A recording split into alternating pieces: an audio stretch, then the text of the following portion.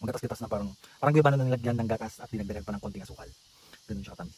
Ito pa yung buto niya. Medyo manipis lang yung kanyang laman. Ang dagta ng puno na to ay sobra daw kati. Maski sa pagkain daw.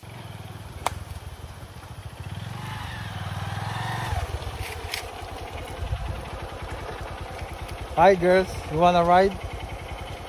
Oh yeah? Up, sa video na to, ipapakilala ko kung ano ang bulno ng Palawan.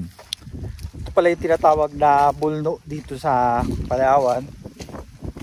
Medyo may katasan yung puno niya, pero hindi pa ganun kahinog. Yan. Ito yung tinatawag na puno ng bulno dito sa Palawan. Baluno naman sa ibang tawag.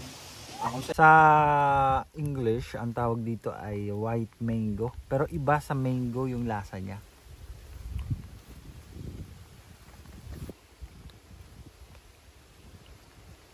Vamos.